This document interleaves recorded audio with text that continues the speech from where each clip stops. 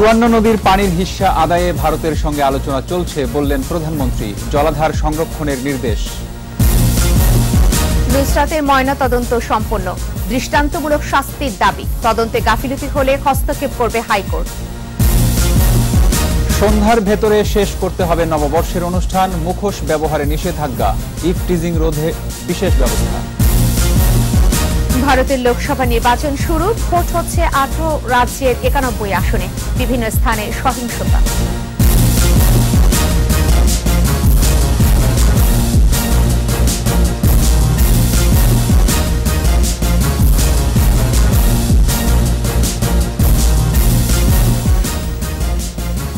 শুনছিলেন first security ইসলামী bank limited সংবাদ শিরোনাম। আমন্ত্রণ জানাচ্ছি দুপুর 2টার 21 সংবাদে। আপনাদের সাথে আছি আমি রক্তিম ত্রিপুরা এবং আমি ফেরদৌসী আহমেদ। 54টি যৌথ নদীর পানি সমস্যা সমাধানে ভারতের সাথে আলোচনা চলছে বলে জানিয়েছেন প্রধানমন্ত্রী শেখ হাসিনা। নদীকে শাসন না করে স্বাভাবিক ধারণ ক্ষমতা ধরে রাখতে প্রয়োজনীয় ব্যবস্থা নেওয়ার নির্দেশনা দেন তিনি। নিজেদের কথা চিন্তা করেই নদী দূষণ রোধে এগিয়ে আসার আহ্বানও জানান তিনি। সকালে বঙ্গবন্ধু সম্মেলন কেন্দ্রে বিশ্ব পানি দিবসের উদ্বোধন করে এসব কথা বলেন প্রধানমন্ত্রী। বিস্তারিত জানাচ্ছেন আকবর হোসেন সুমন। জীবন ধারণের গুরুত্বপূর্ণ উপাদান পানি, আর বিশুদ্ধ পানির আরেক নাম জীবন। কিন্তু বিশ্বায়নের যুগে জলবায়ু পরিবর্তনের কারণে নিরাপদ পানির সংকট দেখা দিয়েছে। পৃথিবীতে 71 ভাগ পানি থাকলেও সুপেয় পানির পরিমাণ মাত্র 1 ভাগ।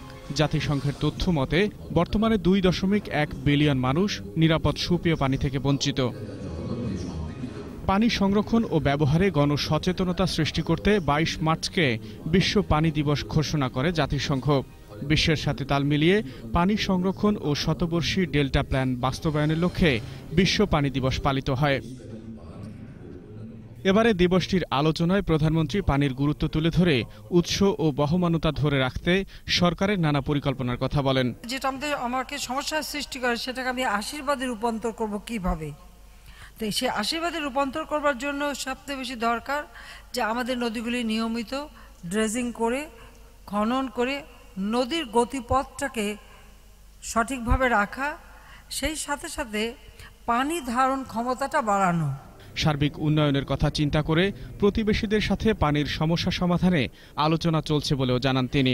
30 বছর মেয়াদী গঙ্গা পানি চুক্তি আমরা সম্পন্ন করতে সক্ষম হয়েছি দ্বিপাক্ষিক আলোচনার মধ্য দিয়ে। সেই সাথে আরও 54টা নদী, এগুলি নিয়েও আমাদের আলাপ আলোচনা চলছে এবং আমাদের জয়েন্ট রিভার কমিশন অর্থাৎ যৌথ নদী কমিশন সেটা কার্যকর আছে, কারণ এটা জাতির পিতাই করে দিয়ে গেছেন, কাজে সেইভাবে আমরা কাজ করে যাচ্ছি। নদী দূষণ রোধে সবাইকে এগিয়ে আসার আহ্বান জানিয়ে নদীর পাড়ে গাছ লাগানোর তাগিদ দেন সরকার প্রধান। সাগরে যত জাহাজ যায়, জাহাজের সকল বর্জ্য যেহেতু সাগরে ফেলে, এখন অনেক সাগরে শুধু ওই বর্জ্যই দেখা যায়, আবার আমাদের নদীতেও। তা আমি সকলকে অনুরোধ করব যে নদীতে বর্জ্য ফেলা এটা বন্ধ করতে হবে। পানির অপচয় রোধে সচেতন থাকারও আহ্বান জানান বঙ্গবন্ধু কন্যা। যেই দেশটা আমাদের নদীগুলো আমাদের রক্ষা করতে হবে।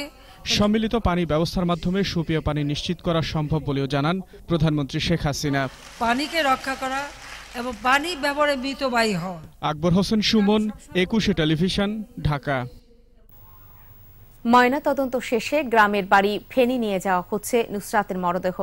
এক্সটেন্সিভ বার্নের কারণে নুসরাতকে বাঁচানো সম্ভব হয়নি বলে জানিয়েছেন ঢাকা মেডিকেল কলেজ হাসপাতালের পরিচালক। মেয়ের এমন করুণ মৃত্যুর দৃষ্টান্তমূলক বিচার দাবি করেছেন নুসরাতের বাবা AKM মানিক। মামলার আসামি উম্মে সুলতানা পপি ও জুবাইর আহমেদকে 5 দিন করে রিমান্ড দিয়েছে আদালত। দেখুন ইবনে নূর শাওনের রিপোর্ট। চিকিৎসকদের সব প্রচেষ্টা আর দেশবাসীর দোয়া সবকিছুকে ব্যর্থ করে মারা গেলেন আগুনে গুরুতর দগ্ধ ফেনীর মাদ্রাসা শিক্ষার্থী নুসরাত জাহান রাফি। ময়নাতদন্ত শেষে বেলা 12টার কিছু পর তার মরদেহ হস্তান্তর করা হয় স্বজনদের কাছে। এর আগে সকালে নুসরাতের মরদেহ নিয়ে আসা হয় ঢাকা মেডিকেল কলেজ হাসপাতালের মর্গে। চিকিৎসকদের উপস্থিতিতে সম্পন্ন হয় ময়নাতদন্ত। মর্গে আসেন মানবাধিকার কমিশনের চেয়ারম্যান।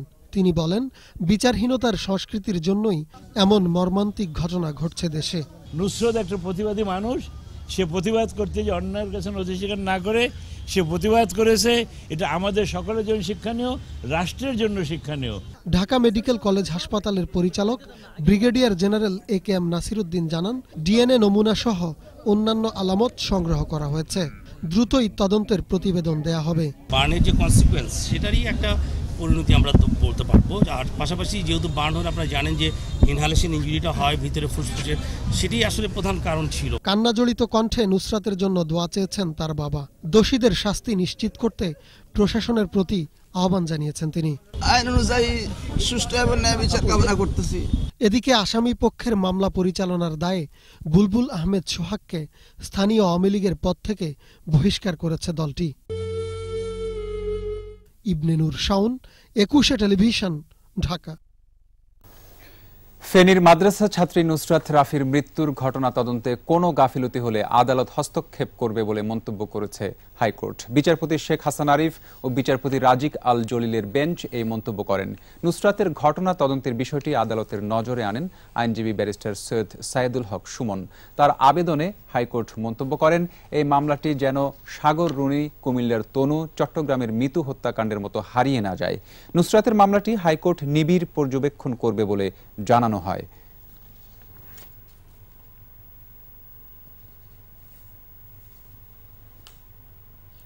ফেনীর সোনাগাজীতে কলেজ ছাত্র আবু সালে মিমকে হাত পা বেঁধে কেরোসিন খাইয়ে হত্যার চেষ্টা করেছে দুর্বৃত্তরা।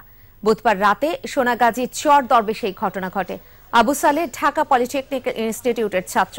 ঘটনার পর সালে মিমকে প্রথমে সদর হাসপাতালে এবং পরে চট্টগ্রাম মেডিকেল কলেজ হাসপাতালে স্থানান্তর করা হয়। সদর হাসপাতালে চিকিৎসক আবু তাহের জানান, আবু সালের ফুসফুসে সমস্যা হওয়ায় তাকে চট্টগ্রাম মেডিকেল কলেজ হাসপাতালে স্থানান্তর করা হয়েছে।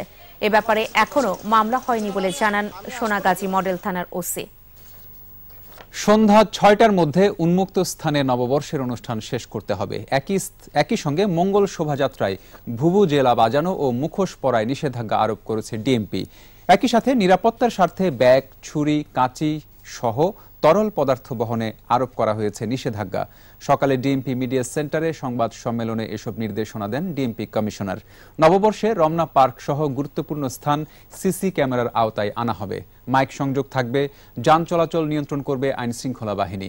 পাশাপাশি ডগ স্কোয়াড থাকবে। ইফটিজিং রোধে বিশেষ ব্যবস্থা নেওয়ার কথাও জানান ডিএমপি কমিশনার। এছাড়াও মূল অনুষ্ঠান স্থল রমনা, বটমূল সহ রাজধানীর হাতিরঝিল, ধানমন্ডি লেককে বিশেষ নিরাপত্তার আওতায় আনা হবে। রমনা পার্ক, শরৎ উদ্যান, রবীন্দ্র সরোবর, হাতিরঝিল, বাহাদুর শাহ পার্ক, গুলশান পার্ক, এই জায়গাগুলোকে ঢাকা বিশ্ববিদ্যালয়ের একটি অংশ পুরো এলাকাটাকেই আমরা সিসিটিভির আওতায় নিয়ে আসবো। ছিনতাই, ইফটিজিং প্রতিরোধে আমাদের বিশেষ ব্যবস্থা থাকবে। আমন্ত্রণ আবারও দেখছিলেন দুপুর 2টার 21 সংবাদ। দেশের বিভিন্ন স্থানে বন্দুকযুদ্ধে 4 জন নিহত হয়েছে। উদ্ধার করা হয়েছে বিপুল পরিমাণ অস্ত্র ও মাদক। ভোরে রাজধানী ঢাকার মোহাম্মদপুরের ঢাকা উদ্যান এলাকায় র্যাবের সঙ্গে বন্দুকযুদ্ধে নবী হোসেন নামে একজন নিহত হয়েছে। র্যাব বলছে তিনি মোহাম্মদপুর এলাকার মাদক সম্রাট। ঘটনাস্থল থেকে পিস্তল, গুলি সহ 10,000 ইয়াবা উদ্ধার করা হয়। চট্টগ্রামের বাঁশখালীর ছোট ছানুয়া এলাকায় র্যাবের সাথে জলদস্যুদের বন্দুকযুদ্ধে এক জলদস্যু নিহত হয়েছে। উদ্ধার করা হয়েছে অস্ত্র ও গুলি। কক্সবাজারের টেকনাফের সাতঘরিয়া পাড়া পাহাড়ে পুলিশের সঙ্গে বন্দুকযুদ্ধে আবুল কাশেম নামে ইয়াবা কারবারি নিহত হয়েছে। তার বিরুদ্ধে মাদকের 6টি মামলা রয়েছে। মেহেরপুরের গাংনীতে দুপক্ষের গোলাগুলিতে ফজলুল হক ফজু নামে মাদক ব্যবসায়ী নিহত হয়েছে। উপাচার্যের পদত্যাগের এক দফা দাবিতে আজও আন্দোলন করছে বরিশাল বিশ্ববিদ্যালয়ের শিক্ষার্থীরা। সকালে তারা বরিশাল পটুয়াখালী মহাসড়ক অবরোধ করে আবারও বিক্ষোভ শুরু করে। এতে রাস্তার দুপাশে দেখা দেয় দীর্ঘ যানজট। এদিকে শিক্ষার পরিবেশ ফিরিয়ে আনা সহ 8 দফা দাবিতে বিশ্ববিদ্যালয়ের প্রশাসনিক ভবনের নিচে অবস্থান ধর্মঘট করছেন শিক্ষক সমিতি। অন্যদিকে গোপালগঞ্জে বঙ্গবন্ধু শেখ মুজিবুর রহমান বিজ্ঞান ও প্রযুক্তি বিশ্ববিদ্যালয়ের 2 ছাত্রীকে যৌন হয়রানি করার অভিযোগে কম্পিউটার সায়েন্স অ্যান্ড ইঞ্জিনিয়ারিং বিভাগের চেয়ারম্যান মোহাম্মদ আক্কাস আলীর বিচার ও অপসারণের দাবিতে 5ম দিনের মতো অবস্থান ধর্মঘট পালন করছে শিক্ষার্থীরা।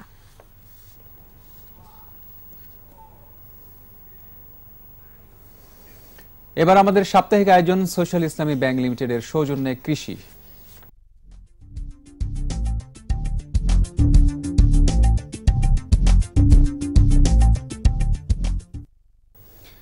নেত্রকোনায় বাড়ছে হাঁস পালন, খরচ কম লাভ বেশি, তাই অনেকেই ঝুঁকছেন হাঁস পালনে। তারা জানায় খরচ বাদে বছরে লাভ হয় 3 থেকে 4 লাখ টাকা। নেত্রকোনা প্রতিনিধি মনোরঞ্জন সরকারের রিপোর্ট, জানাচ্ছেন মুশফিকা নাজনীন। বিল জুড়ে শুধুই হাঁস। আমতলা গ্রামের সাইদুর রহমান ফসলি জমি কম থাকায় তিনি হাঁস পালন শুরু করেন। এরপর আর ফিরে তাকাতে হয়নি। হাঁস ও ডিম বিক্রি করে এখন সংসারে এসেছে সচ্ছলতা। কৃষি জমি কম থাকার কারণে আমি ওই কাজটা বাইছে নিছি। তো ওই কাজটাতে আমার বছরে কমপক্ষে 3-4 লাখ টাকা আয় আসে। তো আমি ওই কাজটা করে মোটামুটি সফল পর্যায়ে আছি। শুধু সাইদুরই নয়, নেত্রকোনার অন্য কৃষকরাও ঝুঁকছেন হাঁস পালনে। তারা জানায় প্রাকৃতিক খাবার খেয়ে বড় হওয়ায় হাঁস লালন পালনে খরচ কম। 8 বছর যাবত হাঁস পাললে আমার লাভ উন্নতি মোটামুটি ভালোই আছে। 600 হাঁস আছে। আমি মনে করি যে প্রতিদিন আমি 500-550 ডিম দিতেছি। কৃষিকাজের ফাঁকে ফাঁকে হাঁস পাললে কোনো ক্ষতি নাই। আগ্রহীদের সহায়তা ও পরামর্শ দেওয়ার কথা বলছে স্থানীয় প্রাণী সম্পদ দপ্তর। আমরা ট্রেনিং এর মাধ্যমে তাদেরকে কিভাবে উন্নত জাতের হাঁসের বাচ্চা কোথায় পাওয়া যায়, কিভাবে পাওয়া যায়, এই বিষয়ে আমরা তাদেরকে প্রশিক্ষণ দিই। নেত্রকোনার মতো সারা দেশেও কৃষিকাজের পাশাপাশি হাঁস পালন করা হলে দেশের আমিষের চাহিদা মেটাতে ভূমিকা যেমন রাখবে, একই সাথে আর্থিকভাবে লাভবান হতে পারে অনেকে, বলছেন সংশ্লিষ্টরা। মুশফিকা নাজনীন, 21 টেলিভিশন। আবার নিচ্ছি ইসলামী ব্যাংক বিরতি। যখন ফিরবো তখন অন্যান্য খবরের সঙ্গে যা থাকবে। ব্রেক্সিটের সময় বাড়ল অক্টোবর পর্যন্ত, 5 ঘন্টা আলোচনার পর সিদ্ধান্ত। চ্যাম্পিয়ন্স লিগে ম্যানিউর মাঠে বার্সার জয়, সেমির পথে এগিয়ে গেল কাতালানরা।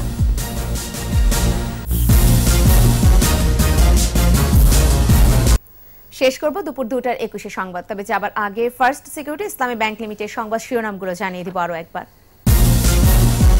54 নদীর পানির হিস্সা আদায়ে ভারতের সঙ্গে আলোচনা চলছে, বললেন প্রধানমন্ত্রী। জলাধার সংরক্ষণের নির্দেশ। নুসরাতের ময়না তদন্ত সম্পন্ন, দৃষ্টান্তমূলক শাস্তির দাবি। তদন্তে গাফিলতি হলে হস্তক্ষেপ করবে হাইকোর্ট।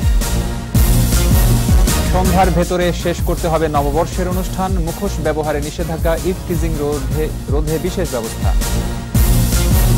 ভারতের লোকসভা নির্বাচন শুরু, ভোট হচ্ছে 18 রাজ্যের 91 আসনে, বিভিন্ন স্থানে সহিংসতা।